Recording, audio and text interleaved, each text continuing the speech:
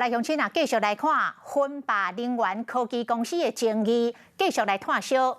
国民党是质疑着芬霸公司接政府的标案，趁钱了后，再阁提供予民进党的人士来做政治献金。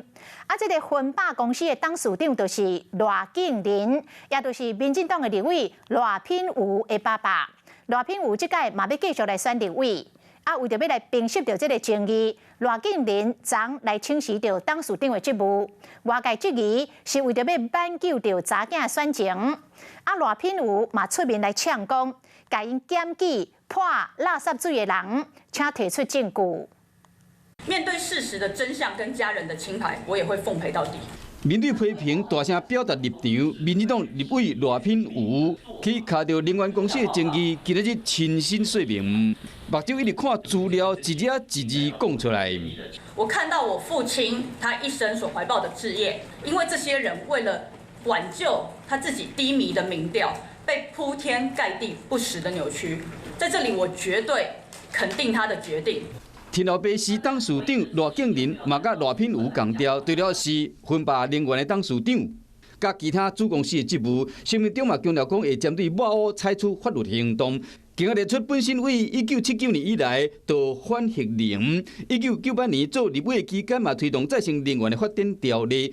更加列出做能源公司董事长的时间点，甲赖品妤当选立委的时间自证清白。 也过安尼做，嘛，互人批评讲是为了要挽救赖品妤的选情。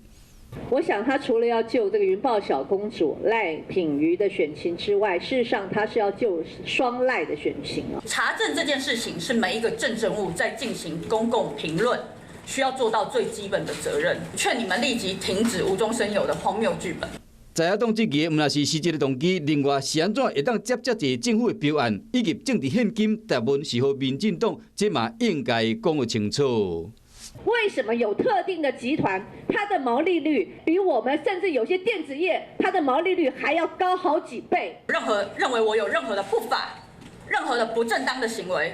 请拿出你具体的证据去检举、去告发。赖品妤正面迎战，表示讲欢迎检举。国民党表示讲要有真的资料还未公布，调查针对历年议题的攻防，恐惊短时间内未停止。Hello， 我是庄宇杰，想要抢先掌握最及时的新闻资讯吗？赶快订阅、按赞、开启小铃铛，锁定华视新闻 YouTube 频道。